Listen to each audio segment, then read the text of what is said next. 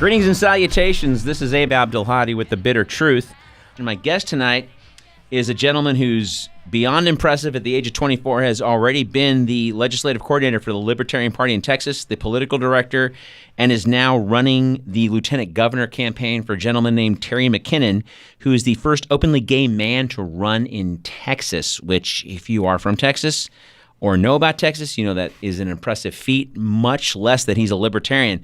So I want to introduce to you Ryan Simpson and kind of jump right into what we're going to talk about tonight. Ryan, how are you? I'm doing pretty great tonight. Excellent, excellent. So listen, do me a favor. Tell me a little bit about Kerry McKennon, why you think he should be lieutenant governor. I mean, I don't like Dan Patrick, so...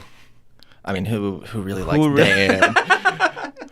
We were running with some hashtags like Can Dan, whatever else. I want to get... This is completely un-PC. Get a legless man like from Forrest Gump and roll it out there and go, "You don't have any legs to stand on, Lieutenant Dan." Right.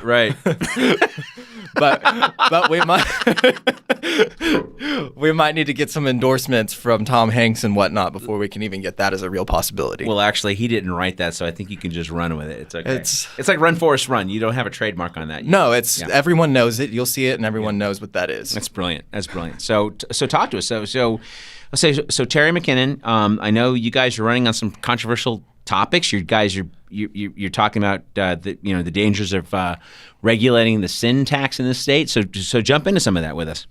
So sin, a lot of it's going to be sin tax, but if we're going to go back to just even starting, we want to talk about Dan Patrick going against him. Yeah. I mean, just how Kerry and I met was this giant transgender bathroom bill debacle. Okay. And as a big gay advocate in the party, when I was the legislative coordinator, our first person running around at the Capitol trying to figure out what we do, I was communicating with him. He was the one kind of teaching me how to communicate on that issue, and it was a major outreach issue.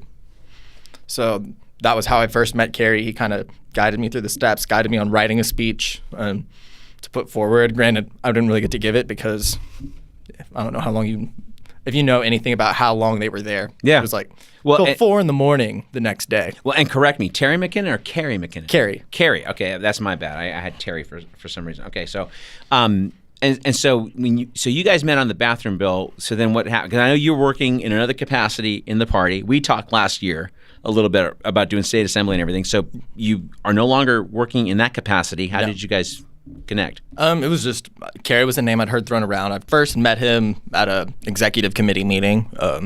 It was like 2 blocks from my house, incidentally. Okay. So I showed up to it. This was my chance to start meeting people. He was the first person in the party to really sit down and talk to me like a person. So that made an impact. When someone does that, you remember who that person is. Mm-hmm. So that's how I met him, and then lo and behold, I didn't know that was going to be my future boss and lieutenant governor candidate. Okay. And then he's also running, Mark Tibbetts is also running for governor. Yes. Have you met him? I've met Mark Tibbetts, brilliant man. Okay. He was born in Mexico. Actually, he was a Mexican citizen, had a law firm. I forget what his business was, but it was on the engineering side. Okay. And brilliant man who provides something very different than what we've had here in the past for Texas. What do you think that is? It's due to where he comes from, he actually provides a well-rounded cultural appearance. Because you look at him, you talk to him, typical white dude. Right. But once you actually get to know him and hear his story and everything, you're like, oh, you represent what is really the essence of Texas. Right. He speaks Spanish, right? He's bilingual. Right. Okay. And that's... I don't know if you've ever heard some of his statements. He's more fluent in Spanish than a lot of Spanish speakers. Wow. I speak some Spanish, and it's scary when I speak better Spanish than some Spanish speakers. That's so there's that. So with Kerry McKennon's platform, I know we talked a little bit before. So you guys were talking about teacher reform in Texas. Yes. So some of the things you guys want to change in Texas, teacher-wise, what teacher reform is biggest thing is give the power back to the teachers. Mm-hmm.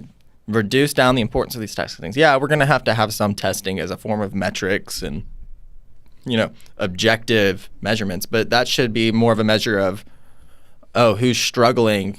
Should we maybe send them more resources instead of, if you fail this, we're going to pull everything out. Well, let me ask you a question. Okay, so and this is just something I had a guest on last week, born and raised in L.A., same as me, and we were talking about the decline of critical thinking and everything else. And I come from a different school of thought. I went through Los Angeles Unified School District, which was pretty much inner city, although they had arts in the schools. At the same time, we also taught vocations. So if you got out of school and you decided you weren't going to be maybe going to college, you still probably learned how to weld, learn how to work on cars, you learn how to do woodwork. A lot of the guys I went to school with ended up with really good union jobs, for example, working at the studios. Doing crafts and building sets and making $50 an hour with benefits and unions and blah, blah, blah. And by the time I was substitute teaching in the same district that I went to in the year 2001 to about 2004, I discovered that those classes were gone and these kids barely were graduating unless they were AP, which was college design courses. The other 80% were basically taught how to fill out a job application for Burger King. So what kind of reform are you looking at, say, for example, the state of Texas? Because what I've seen the 3 years I've lived here is that a lot of the arts and a lot of the trades are still out the window, just like California. So, absolutely. I mean, as someone who is actually fairly recently through that system. Right. By the way, Ryan is only 24 years old, and he's a beast. I'm just saying, if I was his age, if I was doing what he was doing at his age, you wouldn't even know who I was because I'd be a millionaire with my own island. But continue. Yeah. So a lot of that system is I came in, my class was the last of the kids who didn't have to do the STAR testing. Mm-hmm. And I don't know if you've heard about how awful that is in Texas. It's basically driving kids up the wall. Okay. And it's something that we probably shouldn't. Everything's focused on these tests that are so hard, most of these kids can't pass it. Okay. They don't feel like they have a future. And why are we stepping away from vocations? You look at what is most of society built on? It's built on your middle class, correct? Okay. What do you need? You need vocations and everything else. You need those middle class jobs that are people working. Only a few people can be your thinkers. Sure. And there's plenty of thinking to be done in those middle class jobs as well. Well, absolutely. But then also too, like I said, we're not teaching a vocation anymore, and then which is almost coincidental with the wipeout of jobs, the failure of the neoliberal experiment with this whole everyone needs to go to college thing. Even when I was a kid, maybe 20% of the population, this is an old statistic that I don't know has changed. 20% of the population tries college, period. About 15% graduate, and even less go to postgraduate work. So where did this idea come from that everyone needs to go to college and should go to college when we're not even training that in the primary education? What are you guys looking to do to propose a change in that system? How are you guys looking to, for example, if Kerry McKennon gets elected, in addition to teacher reform, to get away from the standardized testing, what do we want to bring back into the schools? Specifically the schools? Well, the school system. The school system. Yeah. Well, it would be allowing the classes to, day-to-day tasks. I mean, shouldn't culinary stuff, home skills, balancing a checkbook, basically finance things, business. You should be able to learn those things, and there's a lot that it's not even in the schools that needs to be done. Mm-hmm. Let the schools be the schools to some degree, and allow people to get that training in a profession. A lot of what should be technical school type things is being pushed in universities now, and universities have become this catch-all, be-all that they shouldn't be.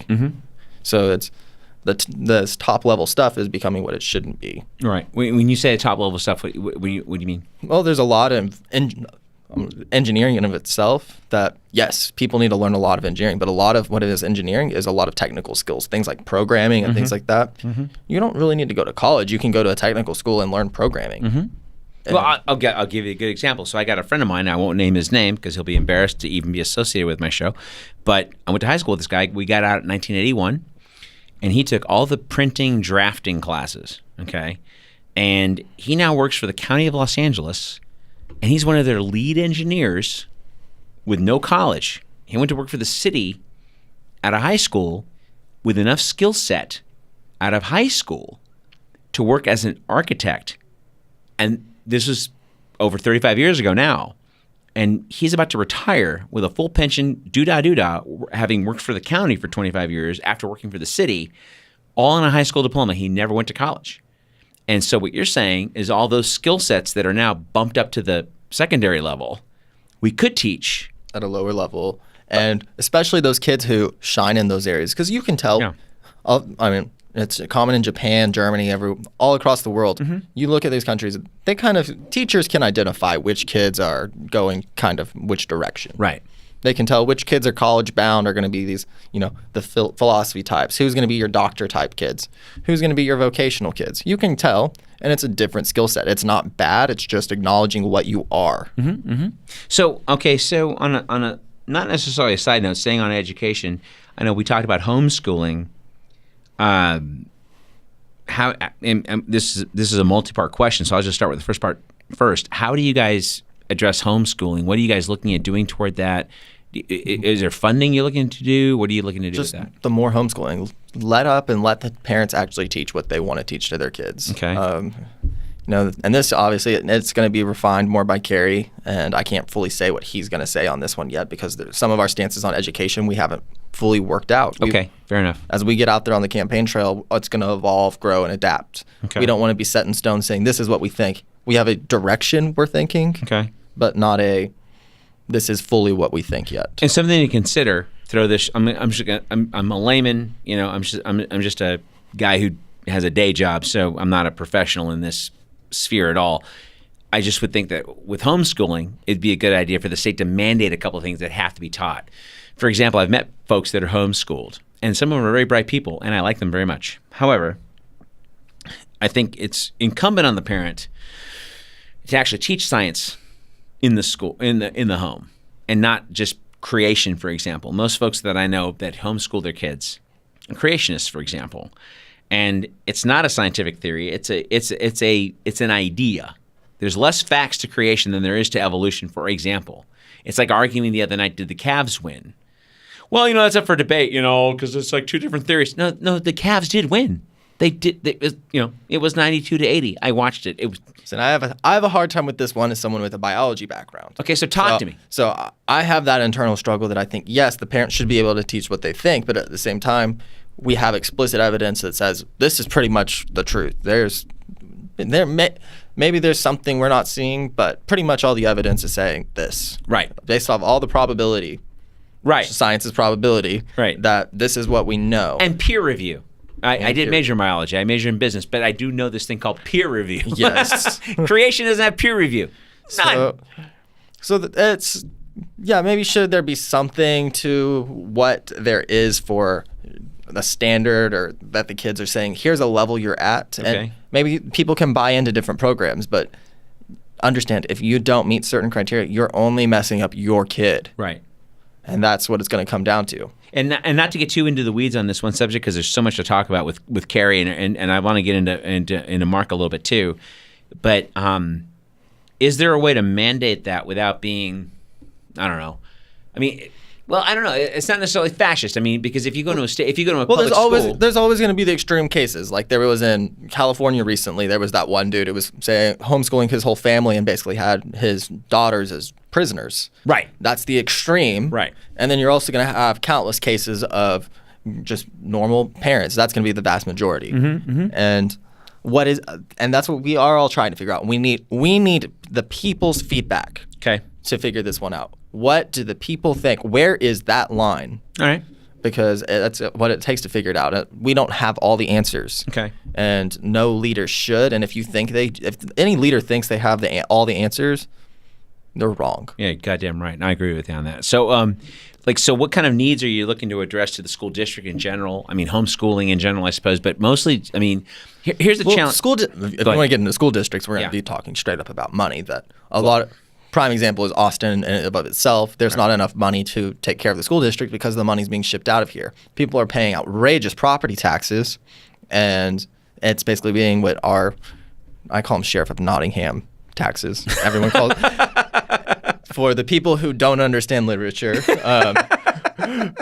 But explain. You're my guest. Explain. Yeah, so everyone else calls them the Robin Hood taxes, where you're taking people's money and shipping it out everywhere. But what that does is, in Austin we have more dense population. So what that means is we need more money to just sustain our population on our education needs. So when you ship that money out, we are lacking then, and we can't get what we need for our people. Right. When you talk about teacher reform, another thing, and I'm from California, and we are not a right-to-work state in California. And when I got out here, I came to work originally for a company that wasn't – unions weren't my issue. They were paying me well enough. They gave me a big moving bonus, doo-dah. So that wasn't my concern. And then as I started dealing with different groups that I was used to in California, having a union or an association that actually had union teeth, getting out here, y'all have right to work, which is a euphemism for right to fuck you in the ass. And so for teachers out here, for example, nurses don't have a union. They make like $25 an hour. In California, you work pretty quickly up to like, say, $50 to $75 an hour. Time and a half is ridiculous. Out here, the nurses make about $25 an hour. Time and a half is maybe $40, and they're a nurse. They are an RN. They save lives. That's what they do. So for an instance, with the teachers and the lack of a union, the lack of negotiating, they're basically told what they can't earn, mandated by the city, the county, whatever. Is that part of your platform to rectify that, to get them more money? Because if we pay these people shit, you get crap people. I mean, when I was in California, the people that taught school, even the money was pretty good. I'm talking maybe unions are great and they are terrible. And absolutely. Let's be real on this. Listen, they work with the mafia. They bury bodies. On the other hand, and people should have the ability to organize and work together and negotiate on their contract, on their deals, on their business. And that's a beer, by the way. And on the other hand is the side of you shouldn't have to be, one group shouldn't have compulsory be the only group that can bargain. You should have multiple groups being able to bargain. Right. Because what if you disagree with that one group on this, that, or if they're the only ones bargaining? Right. It basically takes the power away from everyone else. So there is a balance to be found, and we need to reevaluate the union view from everyone on both sides. Unions, people, both of y'all need to come together and have a come to Jesus moment. But see, true. But here's the thing: but not only teachers, but cops and fire out here have a hard time. There's only 9 collective bargaining agencies in law enforcement out of 240 counties in all of Texas that have collective bargaining. I work with one, Bexar County. And they talk like a union. They walk like a union. They just got an 8% raise this year with 3% increases over the next 4 years. They are a fucking union, right? Out here, the rest that I've dealt with are like, well, we get in front of the city, and then what? Well, we ask for a raise, and if they say no, we go back next year. Okay. Oh, they might take our pension. Excuse me? Well, yeah, we're kind of fighting right there.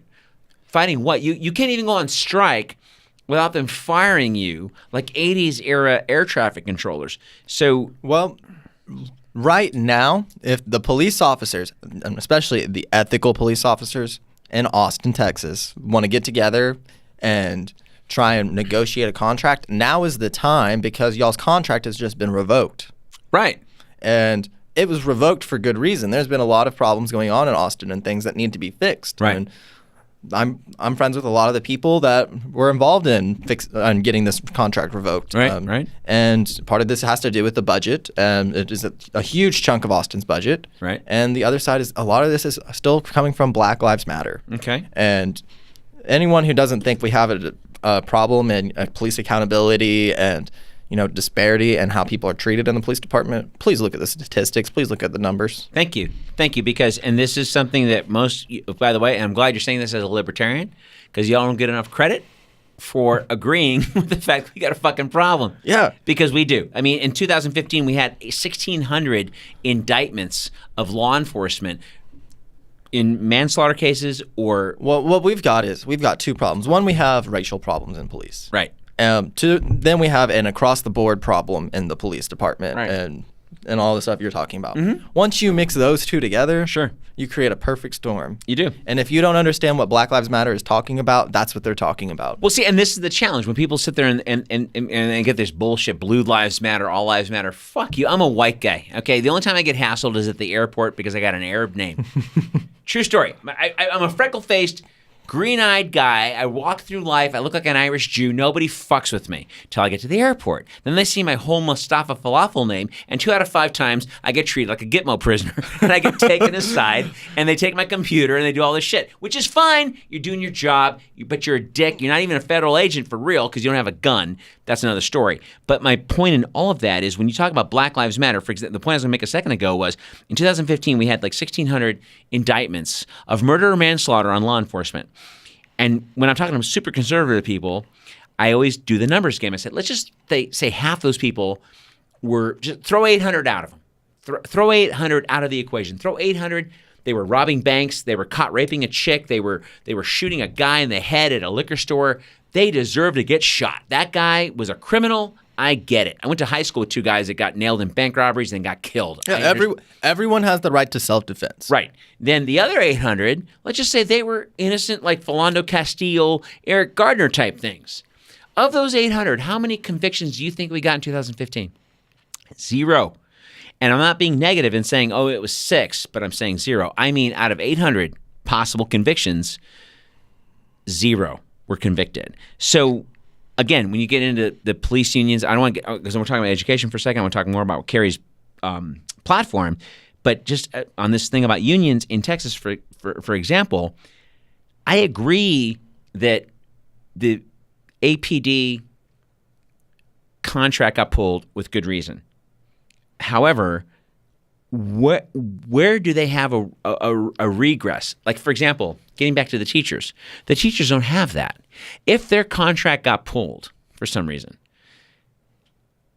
they're screwed. There's no associations. There's no teacher association in, say, for example, Granger, or Austin, or Buda, or New Braunfels. Nowhere. They just work for the state. They get their TRS when they retire. That's it. And that's where I say to the teachers, organize. Stop relying on someone else to fight your battles for you. Mm-hmm.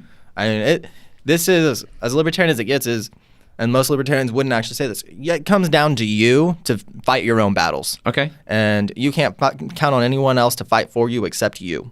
And so if the teachers want to be involved, they can. If they want to leave it to someone else, they can. Mm-hmm. And if you're going to leave it to someone else, you're going to end up with a worse outcome. Well, and to piggyback on what you just said, I saw some stupid meme on Facebook the other day, and I went back and forth with this knothead, and it was basically he was trying. White people gave black people the civil rights, and they gave women the right to vote. I'm like, listen, every right in this country came from demand. Gay rights came from demand. Civil rights came from demand. We stopped lynching black people in the 70s. So we had this great constitution that got written 200 odd years ago. We're finally growing into it now. We were lynching black guys until the 70s. Well, some of that was in the language of our Constitution. That's part of the problem. Actually, none of that was in the language of the Constitution. It was in the administration of the Constitution. When you look at what we were doing with Jim Crow, you look at what we did with let's start with the Electoral College, getting into Jim Crow, getting into gerrymandering, getting into what people were able to get away with. For example, drug use in this country, drug busts. 90% of drug busts are possession only. Of those drug busts, 70% of the people are brown or black, and the usage is equal amongst white people and people of color. However, 70% of the busts are people of color, 20% are people of not color, white people, and it's possession only. So that means just they're searching. That comes down to searching. Right. Well, and who are they searching? They ain't searching my ass. No. And I've carried a lot. So I've had edibles on a plane and nothing. So you got on a plane with that name? Yeah, believe it or not. It's it's good to look like me. I'm in disguise. I'm in disguise. I got cousins that look the part. They have a harder time. They got the nose. Oh, you do. They tell you. Okay, then that's they're fucked. Me, you're getting the full cavity search and everything. Yeah, me, nah. I go. Me, and my brothers, like a knife through butter. But really quick on this point, I want to move on because you have so much to talk about here. But the point is that, and I'm glad you're saying this, and I'm glad you're saying this as a libertarian, because libertarians get a bad rap as being Republican light, and I don't agree with that. I don't think libertarians are Republican light because you're not corporate bought, and you are truly for choice. You're not about trying to legislate what I put in my body, whether or not I have the baby, whatever. You guys are seriously on a genuine level about you decide, like you just said a second ago, it's up to you, teachers, to band together, get your union together, and go get collective bargaining. Bexar County didn't get collective bargaining because Bexar County decided to give it to them. They got voters to vote for it and demand that the Bexar County sheriffs were able to get collective bargaining. And that was only in the last 5 years. So anyway, that being said, how do you feel about, for example, or how does Kerry feel? And you guys talk about this. I know you guys are talking about different things and getting like child protective services and how they infiltrate, but how they insert themselves into the school district. Is there a balance to be had there? Yeah, there is a balance because you will always have the extreme cases. You're going to have which unfortunately you have the state step in and take people's kids and interfering with their lives to an extreme point, and this is a major problem. I mean, the best thing is really for the kids, even the kids' health, if it's possible for the parents to raise their own kid, because that's going to be the healthiest thing for that child's mental health. Mm-hmm. But at the same time, you're going to have extreme cases where you want to step in because you don't want Susie stuffed in a suitcase floating down the creek somewhere. And that is a thing that you don't want to have happen. No, and right. It does. And it is a tragedy every time that happens. But we still want the parents raising the kids if we can. And it is that parent's child. It is their progeny. Can we? Okay, I dated a girl for a while here in Texas that works CPS. She has some horror stories. So is there a way to offset? Okay, because my friend's wife in California works CPS. She finally had to resign after 30 years with the county because of the workload. She was working 200 cases a month. There's no way a human being can adequately work 200 cases a month and make sure that all the pithy nuances are caught and, should she call detectives or not and that kind of thing. How do you achieve that balance? Do we hire more people? Do we bring in more money into the system? And what did she have to? That's my question, because there's this thing called street level bureaucracy. It's all about building things from the bottom up instead of the top down, and listening to what these people, again, going back to the teachers, what are they saying? Right. What are they saying their needs are? Are they actually saying legitimate claims? Are people that work in other fields, or they're psychologists, like child psychologists, that are listening to these social workers and saying, hey, we agree or disagree on these things, and communication about it? Because there's a lot more subtle nuance than we can put on. We could do a 2-hour show on this alone. Mm-hmm. And because there's so much nuance to these little things and the social work stuff that we can't say, oh, yeah, we can just flood it with people. Because what if the answer is maybe they're getting too many ridiculous cases? Right. I don't know. Right. And until we gather those people up and put them before a committee and listen to what they have to say in a hearing and gather all this data, because it's way too complicated to just say, oh, put people on it. When you mean put people on, you mean hire more workers. Okay. Maybe it is we have to hire more workers and reduce their load. Well, wouldn't that be a logical conclusion, though? I mean, it is, but there's multiple possibilities on what it could be. Is it that she has too much that other people need to be taking it on, or is it she's getting ridiculous complaints? Is it sometimes people are just piling on complaints for stupid reasons? I'm not talking about complaints. For example, my friend's wife in LA County. Actual cases. She does just actual cases. I'm talking about a number load. I'm talking about 200 cases for one human being in a month. 200 cases for one human being in a month is insane, and no one's going to be able to accurately assess that. No, and then if somebody turns up dead and the county's getting sued, now these people are getting called on the carpet because why didn't you catch this? Well, because I got 200 fucking cases that I have to manage, right? So that's kind of like in Texas, where we've got no union. What would Kerry want to get done? Because obviously, fucking Lieutenant Dan, I love that. I didn't think about it. You say, hey, Lieutenant Dan. Lieutenant Dan loves. And you know what makes me mad? He's gonna probably lose the election. You guys are probably gonna win, and I'll only have like 6 months of Lieutenant Dan jokes before he's gone, and that makes me so pissed. So anyway, but so what? So like Kerry McKennon gets in. What kind of changes to CPS, Child Protective Services, would he like to see done in the state of Texas, for example? A lot of it is cutting back on excessive bureaucratic costs, because there is that middle unnecessary bureaucracy. Okay. And making sure it can be the money's spent where it's actually needed. Okay. That's going to be our biggest focus on pretty much every agency, is get rid of the pork and put the money where it's really needed, and make things functional again. Okay. All right. Well, and I mean, I don't want to beat this to death because we got so much to talk about, and I want to get into actually the viability of third parties, because I personally think we should go to publicly funded elections. You and I have talked about this before. And you turned me on to Katya Gruna, who I'm going to have on Tuesday talk about some Green Party stuff. And she's great. She's fucking awesome. I felt bad because I took up 2 hours of her time the other day on the phone. I was like, I kept saying, "Oh, I know you got to go," but like, and then I kept talking. But the thing is that with what you guys are going to do, because you are going to run against a Democrat and you are going to run against a Republican, and I'll jump back to some of this other stuff I wanted to ask you in a second. But how are you going to manage a campaign? And I'm stoked, because this is a hook, and I hate to say it this way, but most people are stupid. They need a fucking hook, and it's awesome that he's the first gay man to run in Texas. Oh, we're running gay all the way.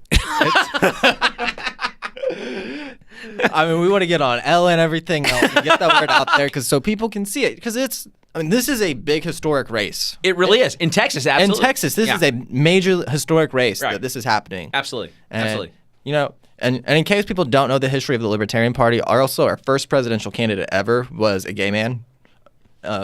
Before Ron Paul? Oh, this was like back in the 70s, 72. Talk to me. I voted for Ron Paul. I do not. I do not remember the guy's name. But I voted for Ron Paul in '88. The first presidential candidate for the Libertarian Party when it was established was gay. So no idea. The Libertarian Party were the first gay activists. Really, when it comes to the individual and actual activism for freedom and equal treatment, you need to turn to the Libertarians, because they were on this way before the Democrats. No idea. I voted for Ron Paul in '88 because none of the Democrats that I wanted to get the thing got the thing. They gave it to Michael Dukakis. I'm like, I'm sorry. Bob Kerry had one leg from Vietnam. He was banging Deborah Winger in the governor's mansion as a single guy.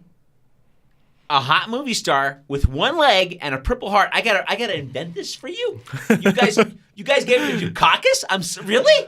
The Republicans would have eaten that up. You could have turned Republicans just for the. I would have turned a million Republicans. Hey, I got a one-legged Vietnam vet banging a hot movie star for 3 years now, as a bachelor, on the state's dime. How do you not love that? And they gave it to Michael Dukakis. I'm like, there's no fix. I was only 24 years old. I'm like, there's a fix. It's a fix. It's a fix. It's a fix. We know it's all been a fix now. We know. And what I discovered was it's like boxing. Life is like boxing. As one of my heroes, Jimmy Dore, likes to say, you don't fix the winner. You fix the loser. There's a reason why they fixed it. You don't have Bruce Babbitt running in '88. You don't have Bob Kerry. You don't have Paul Tsongas. You don't have Paul Simon. You get Michael Dukakis, the most white bread, like just blah guy, to run against the other blah guy. Because H.W. Bush. It's been blah guys forever. It's like that Chris Rock joke. Ever since they shot Martin Luther King, we've had a bunch of substitute teachers. Well, we had Bill Clinton, but Bill Clinton was a cunt. He's a gangster. He's a cunt. He was a cunt. And I can say this because my show is about cultural and political observations with a dash of salt. Bill Clinton was a cunt. He was not the first black president. He was a cunt. And he tricked people because he came in as a supposed Democrat, but then he exploded the prison population with the privatized prison business. He gutted welfare. He instituted the most draconian drug laws that we are still suffering from that Bush or Obama didn't get rid of. And Cheeto Jesus, i.e. Donald Trump, is not going to get rid of. So there's, all that to say, when you go back to libertarians in the 70s, and I'm sorry, you were making a valid point, and I bogarted your thing. So continue and tell me about the libertarians in the 70s. Basically the point I just wanted to make, that's when we were established, and it was established here in Texas. It was basically anarchists banding together saying we need to move away from this authoritarian government stepping in on us and move back to the individual as ruling themselves. Wow, that's amazing. Document's called the Dallas Accords. I'm gonna look at it. And I'll probably do an hour show by myself on that. That's excellent. Thank you so much for that, because my first introduction to libertarians was '88, Ron Paul, and I agree with everything except for his opinion, because he's a doctor, so he had an opinion on abortion. But I'm like, wow, 99.9% of everything he says, I'm cool with. End the Fed, all that crap. And I think he got at that time like 2% of the vote. Which is and so it's people are afraid to step away. They're afraid that people have Stockholm syndrome. But but it's really, if you only have two options, you do not have a democracy. It is a controlled mechanism. We do this in other countries, and if you actually study political science, two options is not an actual democracy. Right. That's Well, and here we don't even have two options. It's one big party with two wings that participate in identity politics. Yes. So if you've got one big party, which we do, and the one wing believes in a 6,000-year-old cartoon, they don't believe in abortion, and they don't like gay people, and then the other wing of the same party, okay, they're kind of science-ish, but they, are pro-choice-ish. And they like wearing pussy hats around, which doesn't sell well to most people. Doesn't sell well, and but they like gay people, and that's it. It's like chum to the sharks with identity politics, and then they don't ever get down to fracking, the wars, welfare. Bernie right now is pitching a jobs program. No, the war is over anything. I mean, let's be real over the wars. We cannot ignore this problem. And no, we can't really do much on the state level about these wars, other than at the state level, we need to be saying this is ridiculous. We're not holding all funding from y'all. Yeah. We're not letting y'all collect taxes from us to fund these wars until you pull back. Which we can do because we're Texas. Oh, yeah, we can secede in Texas. Goddamn right we can. Everyone forgets that. Every 4 years, we agree to stay. Hey, and if you aren't allowed to leave, guess what? It's not. That is a bad relationship to be in. So talk to me. Okay, so I want to get back to some of the other things. I'm going to jump ahead to the nature of third parties. I mean, we've seen them come and go over the last century and a half, and a lion's share of that, and different parties. People forget that the Republican Party came late in the game. They started in 1856. When Lincoln won, it wasn't with a plurality of the vote. He got 39% of the vote. The Northern Democrats, because they were split, got 29% of the vote. The Southern Democrats got 19% of the vote. The Constitutionalist Party at that time got about 9 to 10% of the vote. So Lincoln did not even win with a majority. He was a regional party that barely was in 8 or 9 states at the time, before the internet, before phones, before TV. It was the Pony Express and Morse code. And that's why I am not going after the Democrats or the Republicans. Y'all aren't changing. I don't care.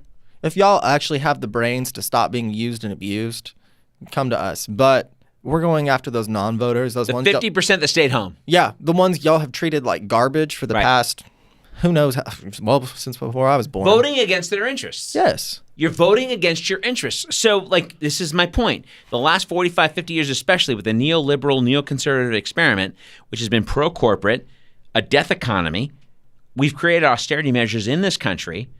What do the libertarians offer? For example, I went to college when it was free. That shocks some people. But I got out of school in 1987. My school was about $100 a quarter for a service charge. Now my school is $5,000 a quarter, and this full-on tuition. I mean, I had to pay an exorbitant amount, and that was some of the cheapest. Thank you, oil fields that belong to UT and A&M. Right. And that's what cut down on my tuition significantly. Right. And you still owe how much now? Luckily, my dad worked his ass off. God bless your heart. My dad worked 2 jobs, made sure I didn't have to pay because he wasn't able to go to college to take care of his parents. God bless your heart. Yes. Right. So I was fortunate. But not everyone is that way. I know I have countless friends that are in debt, and I don't ever see a light at the end of the tunnel for them. But and I appreciate you for empathizing with that, though, because a lot of folks in your position would just sort of go, well, you got to pull yourself out by your bootstraps. I mean, even the fucking Democrats do that. The entire Obama/Clinton Gore deal was about this elitist sort of well, if you get some skill sets and finish college, you'll get a job. Really? No. Really? We have 50% of the country that works making under $30,000 a year. We have 40% of homeless people, by the way, have jobs. 40% of homeless people. I'm not talking about the crazies who have problems, who need to be hospitalized. I'm talking about people that can barely afford to live in their car and get a gym membership and shower and go to a job. 40% of homeless people. And the cheapest I know of is $10 a month. There you go. And 40% of homeless people have jobs. So What are we doing to address that? We've been crushing jobs. The stock market has no bearing on the economy. I mean, all of it is really it's straight up corporatism and basically us shipping jobs elsewhere. We don't have jobs. We aren't manufacturing or doing anything here. Right. And people can say what they want to about it. If you bring that money back and bolster our economy with those low level jobs, and allow for there to be middle class jobs again. Okay. We will have class mobility once more. But right now we have this. Right. And that's just what it is. If you don't have those in between levels, so people who have the skill sets can move in between. Let me ask you a stupid question. And I say it's a stupid question because, what I love about talking to people that are, say, libertarians or greens, I have no idea what they're going to say. But back in the 60s, the average CEO made 8 times that of the lowest paid worker. Now the average CEO makes 1,100 times that of the lowest paid worker. Is there a reason why Jamie Dimon, who didn't invent some of it has Citibank. Some of it has to do with the amount of wealth that exists in the world now. Mm-hmm. That is a part of it. And some of it is also unethical practices. Some of it is... I would venture to say most of it's unethical practice. Yeah. Unethical practice. And there are ways to go about... most of it you could probably go through with existing laws and target, but there's a lot that is also tax law, tax breaks that are still blowback from the 50s. What people say is the golden era. No, the 50s were not great. We went through 3 recessions in the 50s. Yeah, but here's the thing, though. And here's the thing. This is where, between Hoover and Eisenhower, the corporate tax rate was 90%. Now, when I say that, people freak out. 90%, oh my God. But overseas manufacturing was illegal. We could sell overseas, but we could never manufacture overseas until 1961. So if you've got capital formation from forever up until 1961, with the corporate tax rate being 90%, guess what? You're building infrastructure, you're building plants, you're paying pensions, you're paying for insurance, you're paying salaries. All that's a write-down. And I'm 1099 as a self-employed person. I write shit off all the time, which means if you're a corporation with a 90% tax rate, you're probably paying 20%, 15% in taxes, which means the government gets money. We've created a middle class. They've got jobs. And I remember when people had jobs. I remember that. So what do we do when we have AI, though? That's my next question. AI. Artificial intelligence. Oh, that's going to wipe out a lot of jobs. And those are called sunset industries. I'm sorry, child porn, not a job anymore. Sorry. There's a lot of things that go away. There's a lot. People need to look at this. Absolutely. However, we spent the last 40 years before AI wiping out jobs to go make sure that a guy with a 15-cent a day salary with no bathroom breaks is working for GM or Nike or Apple or whoever. And so all of that to say that what we've done since 1961 on, when Kennedy allowed 5% of American manufacturing to be done overseas, that was a quota, that every president of both parties has increased every single year up until Bill Clinton in 1993 when he got NAFTA through. And that was basically putting the foot on the gas of a car going through a plate glass window of a New York high-rise and crashing right into the fucking street. And we did that in this country for 30 years. We gutted the unions. We call them communist, by the way, and weakened them because corporate money paying for elections for years and years and years. And that is part of the problem, is the union should have their negotiating power with your big businesses. Mm-hmm. That is part of the problem. But we've taken that away. We shouldn't. The government has no place in telling the people you can't negotiate a contract. Everyone has the right to negotiate a contract. But we've gutted that. We've gutted that. Scott Walker gutted that. Barack Obama gutted that. George Bush gutted that. Bill Clinton gutted that. So both parties must go. Who's the real communists? Or who's the really bad ones that we are afraid of? Both fucking parties. Both parties. And that's the other point I want to make really quick, and I know we've talked about this before, and I want to hear you say it, because I'm a big fan, and I know you are too, of publicly funded elections. And good or bad on Bernie. I've heard people talk shit on Bernie. By the way, I know his record pretty decently. He's never met a defense appropriation he didn't like. But as far as public figures, he's probably the least flawed person to run. We don't want an org running their elections. I'm sorry. It's been tried, proven, and it's too easy to corrupt it. Mm-hmm. And the more accountability measures we have in place, the better. And I can't until I see another model that works. Mm-hmm. And I challenge anyone to present another model that publicly funded elections, and I would like paper tickets again. Talk about that some. It's I don't know how many videos people have seen of people how easy it is to stick a card into an election machine. Well, you and hack I are it both acquainted with Laura Presley. and Laura Presley, her Yeah. lawsuit as well. Yeah. You want to go more into detail on that? Absolutely, man. I'm waiting for you, man. So what did she run for? Was it is Hayes? Hayes County. Hayes County. Yeah. And she should, according to what I've heard, is she should have had the numbers to win. Oh, Polling, everything. She had straight up the numbers. Yeah. And lo and behold, she did not come election day. Her and her husband took a second on the House to keep paying for this lawsuit, so they might be onto something. Oh, no, yeah. The Libertarian Party's in on this lawsuit as well. We've got one of our lawyers on it. Yeah. So Yeah. help and support this. This is if you don't think there's some election fraud stuff going on just from electronic voting, there for sure is. I mean, I've seen people say that they've try to punch in certain numbers. Sure. I mean, we've got stuff. We still have straight ticket voting in Texas at least till 2020. So this next election, read who all you're voting for. Don't just punch one button and then it goes down the line. You don't vote for half the races anyways because we don't have competitive races in Texas as it is. Right. So it's vote, people. Actually vote, because this is the worst thing you can do is give up your right to vote. Well, but this is where people get disgusted, though, because they see the stealing in open daylight. I mean, I've been here 3 years in Austin. Last couple of years, I finally have some friends. Interesting. So, and most of my friends are sort of, God bless them, love them to pieces, great guys. But, you know, the few conservatives that I know watch too much Fox, and the liberals I know watch too much Rachel Madcow. So they'll sit there and they'll say, "Oh, well, you know." Excuse me, they'll sit there and they'll say, well, you know, you can't believe everything you see, blah, blah, blah. I'm like, okay, but here's the thing. It's emotionally and intellectually dishonest to tell me that if a certain entity pays money to a certain candidate, that they don't expect a certain result. So how are you going to tell me that, that running as a traditional party is in your best interest when we see where they take their money from? Nancy Pelosi is worth $100 million. Do you know why?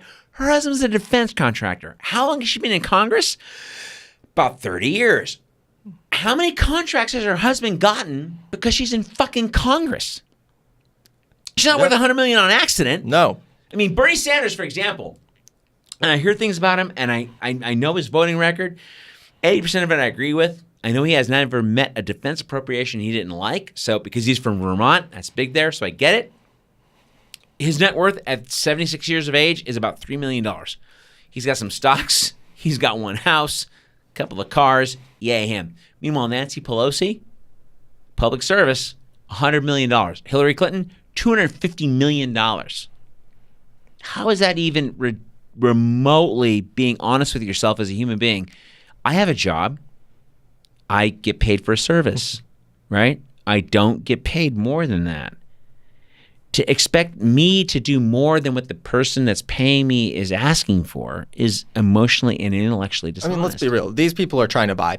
It's power. It is the power. It is the piece of the pie everyone wants. Mm-hmm. And hello, donors. We're out there. Please reach out to us. But we will be completely honest on why we take the money and who we're working with. Right. That's the big thing. Okay. And a lot of these people aren't being honest. They're not saying, we took this money and we negotiated and said, yeah, we agree with this, or we're taking your money because we align in these ways. And that's what it should be about. It shouldn't be this secret backdoor dealing. Okay. And that's why there should be ethics laws saying, you know, where did you get the money from and everything. And you need to really say why you're doing it. And if people need to look into their legislators and the people you're voting for, where their money's coming from and why they're voting the way they are. It is everyone's responsibility to hold our leaders accountable. So, okay, let me use that to piggyback into some other things I want to talk to you about. So I know this is state level. Kerry McKennon is running for lieutenant governor. Mark Tibbetts is the governor. I'm going to ask you some questions. This is more philosophy about fiscal responsibility on a national level, but how does the Libertarian Party, how does Kerry McKennon feel about the fiscal nature of what's going on? So, for example, in Texas, you know, we've got a property tax issue in this state that I think is ridiculous. Well, first of all, we need to balance our budget. Right. Second is property tax needs to be abolished, plain and simple. this is a tax that just needs to be completely made unconstitutional to have. Once you have a property tax, you do not own that property anymore. It is rent. You are paying year to year. You actually do not own. If you are paying continuously to own something, do you own it? Yeah. Well, I mean, and that's where you and I were talking last fall, because when I was toying with the idea of assembly, I wanted to get Proposition 13 out here. Yes. Which is to freeze property taxes so that the state is always getting something, and then when that new person sells the house or refis, then that new assessment is what's currently being taxed. Which is a potential Band-Aid out here, because I'm willing to look at anything at this point, because we need something done. I mean, in Austin alone, there's countless people about to lose their homes. Code Next is about to be up on the ballot, redoing the entire zoning code, and this is a major thing. That this is going to change the structure of the city, and if how it's done isn't right, everyone's going to lose their home due to property taxes, due to appraisal values changing. Right. Well, and that's a challenge we don't have in California. So, for example, my mother's neighbor, who bought her house for $37,000 in 1973, is still paying tax on $37,000. Now, if she refied, the current value is probably $600,000. However, that $600,000 would be frozen for the rest of her life, unless she sold it to somebody else. And if she sold it to somebody else for, say, $600,000 or $1 million, and say that new person's new value is $1 million, they're paying tax on $1 million, but for the rest of their life, it will never go up. Here, you have a 1.9% property tax, but it goes up every year when the county assessor decides your house is worth more. Yeah, and then it's hard to even fight that. My family, we've been fighting where I live because it's crumbling around me. This house has been there since my mom was a little girl. Right. And it's got cracks and everything, bad foundation. They're like, oh, this is a super expensive house. And we're like, have you been to it? Have you looked at it? No, it is not worth that much. We should have lower taxes. Well, so for example, if we cut the property tax, would you guys propose replacing it with we mentioned this a second ago, but would you? Sin tax. Right now to at least fix things and rebalance the budget, because there are debts that need to be paid. Mm-hmm. I mean, and part of it too is we want our money back to Texas. So the federal government needs to stop taking so much and let us just pay for ourselves, take care of our own. All right. Because you need to worry about your own backyard before you worry about someone else's. Right. And so, yeah, let us have our money back. And, we have the sin taxes. If we open up the door to gambling, drive a mile outside Texas, tell me what you see. Basically in any direction, including Mexico. Yeah. You'll see casinos. You mean outside of Austin? No, Texas. Oh. Texas. Oh, yeah. And allow that. I mean, we're sending a lot of our elderly's money is going to casinos right now. Right. My grandma included. Yeah. But yeah, it's just one of those. We're losing a lot of money and just money from gambling. The drug war. Oh, do you know how much money we could have without running? And then industrial hemp and everything else that could open up for us. Yeah. Texas could be running that show, especially with schools like A&M as part of our structure. So define sin tax. What will we include besides liquor and beer is in the sin tax? Liquor, beer, gambling, drugs, prostitution. I agree with you. If it's bad, bring it. And anyone who, there's your T-shirt. If it's bad, bring it. And people who are afraid of letting all these doors open. Yeah. What is more dangerous? Right. Is it more dangerous to have it out in the daylight and people see it for what it is and you acknowledge it and directly deal with the consequences of it? Or is it better to push those problems aside and bury them and let it fester like a wound and create a black market? Because we've been doing the black market version for the past 30, 40 years. And 50. Yeah. What have we got out of it? Nothing. We've spent a lot of money, and we've created some dangerous situations. And this is one thing we've ruined entire countries out of this. And entire countries, absolutely. And this is one thing I'll give FDR credit for, because from 1920 to 1933, liquor was illegal in this country, and FDR at least had enough brains to go, you know what, the mafia, and in today's dollars, it's $1 trillion that they made in 12 years, which is why they had so much power for 50 more years through the 70s, where they could buy senators and police and governors. They could buy anybody because they had $1 trillion between 5 families in 1950s, 40s, 30s. How wealthy was Pablo Escobar? A lot. Like, he was fucking rich. And where did most of the money come from? Cocaine in the United States, and he had 80% of the market. And so this is this is kind of where it gets, where I love the libertarians, and this is where, if you're going to give me any shit on religion, if it's religion based, fuck you. I am a citizen of the United States. I pay taxes too. I want to legislate on what I can see. I want to legislate on murder and stealing and taxes, and that's it. I don't want to legislate on your 6,000-year-old cartoon that says, what? I can't smoke a joint?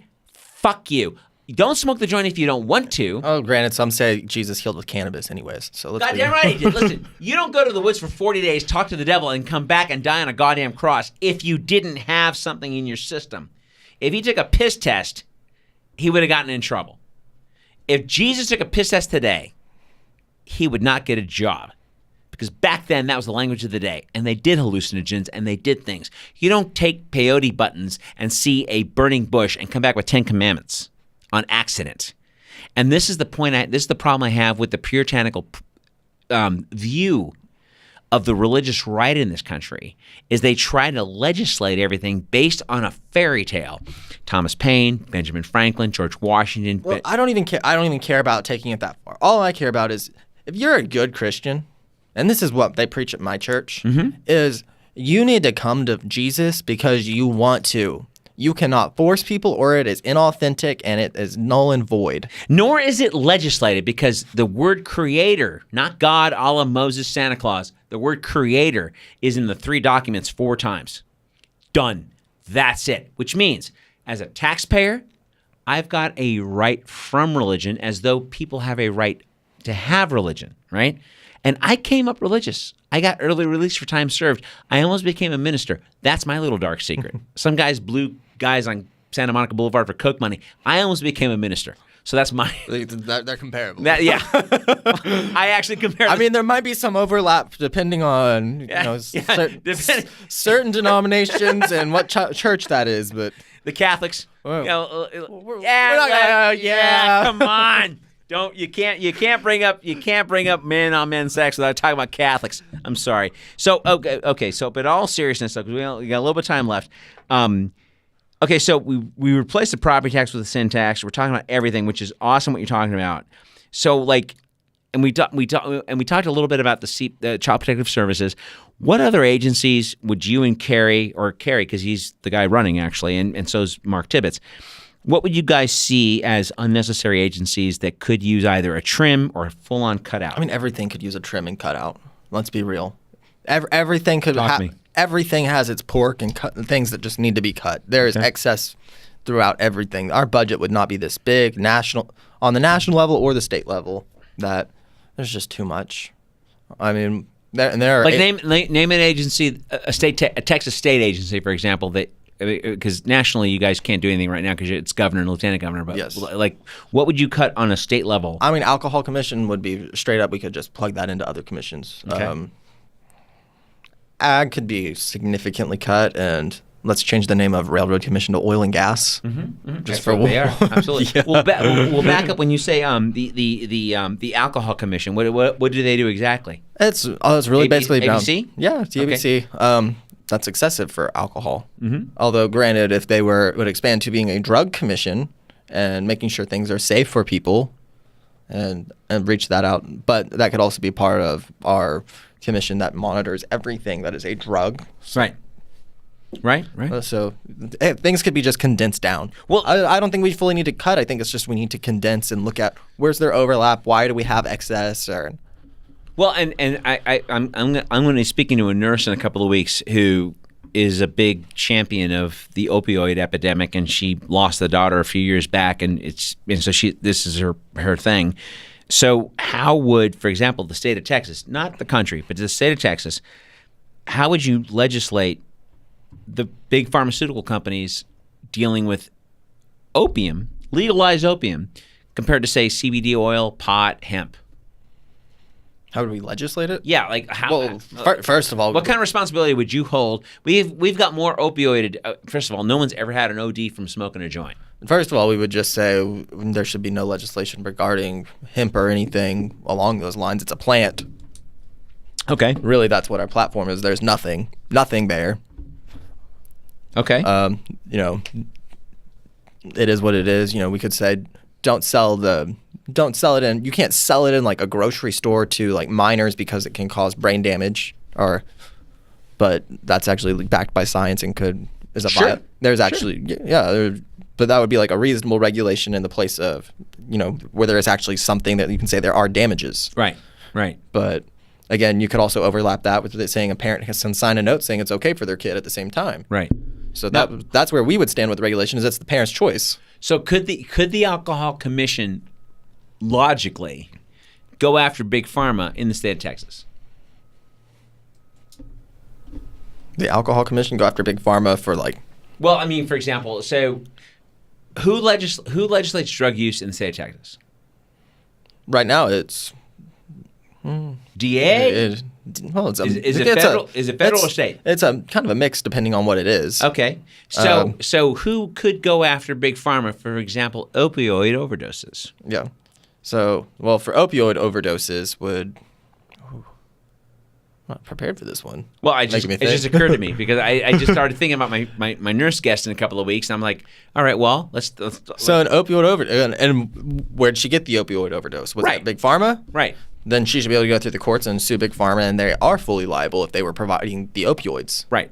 And so, but my point is what would the state's position be on that? What law could we pass to ensure that a lawsuit like that would be successful, and or there could be a penal or penalty, or a criminal punitive damage assessed to the farm, like Sackler family, the Purdue pharmacy. Sometimes the answer isn't laws. Okay, you know that, right?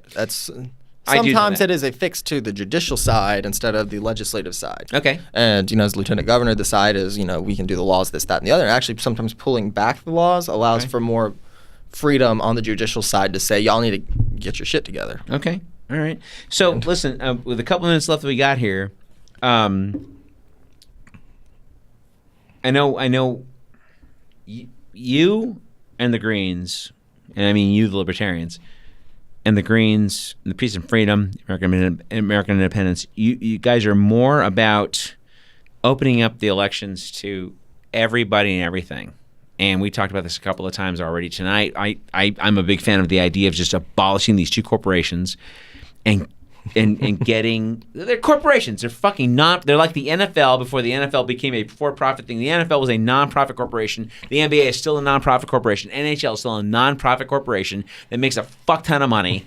The Republican Party and the Democratic Party, how does Hillary Clinton take control of a goddamn entire party and run down-ballot campaigns by taking their money to run her goddamn campaign? She and Cheeto Jesus were the fucking worst polled candidates in the history of this country ever. We'll see what comes in 2020. Oh. Breathing hard. Not even breathing hard. Well, we find out won't we find out in January pretty much? January. Yeah, pretty much January. And I swear to Christ, if The Rock or Oprah start to run, I will kill myself. I'm going to kill myself. I will fucking commit suicide. If The Rock runs, he needs to change his name to Camacho. No, fuck yeah.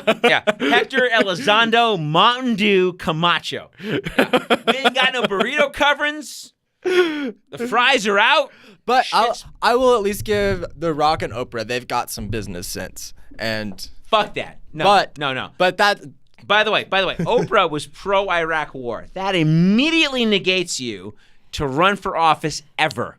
And I want to know what their Oprah would break the country. You get everything. Let's pay. It's better than spending $1 trillion on defense to go blow up a bunch of fucking countries to go take their shit. $1 million missile? Yeah. Oh, yeah, those are. Yeah. I love those. But in all seriousness, though, I think the benefit of publicly funded elections is you open it up. You make it a wide open. For example, we need to open up ballot access, everything else. We need to open up the elections. Right. And parties, this goes out to you too. Allow for more people to be able to be nominated for your party, and then they can go seek nominations from other parties. Let them be able to have multiple letters so we can know kind of where people stand. Right. And we can have as many options as possible. Let's reevaluate how we do our voting. One vote for each person isn't the best way. When you say, okay, back up a second, because you mentioned this before, and I wanted to spend a little time on this. Multiple letters. So a person running as a... I mean, I would like something with, a party with a Y, a T, and a B, and an E created. There's already independents, and there's Republicans and Libertarians, because I would like to be able to spell out liberty next to my name whenever I do run. Yeah. But this is about, it's let people show, I like certain aspects of the Democrats and I support them. So that way people can say, oh, it's not us against them. It's here's the options. Here's who is, based off what we're seeing are the best. And these parties start to become resources instead of these basically monolithic ideologues that they are now. Well, and this is where, and as we're wrapping up, this is the point I always make to people right and the left. I'm like, listen, why do you suffer from this identity politics bullshit? Right now, we're looking at gossip about a porn star in fucking Russia. And Russia's not going to turn into anything but a bunch of fucking Russian mobster guys with their silk shirts buttoned down to their navels, sipping on espressos with little sugar sticks in their teeth, rotting their fucking teeth. They're going, listen, for you this, I don't know for this, Mr. Trump, you owe some money. Hey, it's good for you. You make it for us. We probably spend it on prostitutes anyways, let's be real. Listen, and it's okay because they're ignoring the fact, and this is where the mainstream media sucks ass. Last year, Trump dropped 30,000 bombs on Syria. They don't talk about that in the mainstream media because if they did, they'd have to talk about the fact that Obama dropped 26,000 bombs in Syria in 2016 and ran out of bombs in 2015 for 2 weeks because we dropped so many fucking bombs on them. And bombs and bombs and bombs. Because let's be real, what was Trump's Muslim ban? What was it? Yeah. A country we're bombing ban because we're bombing so many people. Why do we think they hate us? Right. Oh, and we're not banning Saudi Arabia, right? And we're 15 out of 19 terrorists. Well, they're the ones that put the dog collar on our presidents, anyways. Let's be honest. Yeah, and it's been that way for a while. You've seen them bowing down, putting the medal. Oh, you're part of yeah. Well, listen, Ryan, this has been fucking awesome. I swear to God, I want to have you back on. I have another half page of notes we didn't even get into, but folks, listen. If this stuff makes you a little uncomfortable, it's supposed to. So sleep tight because you're not going to get this crap on the mainstream media, and this is why we're doing it. So anyway, have a good night. And Ryan Simpson, thank you so much for coming on the show, and we'll talk another time. Thanks a lot. All right.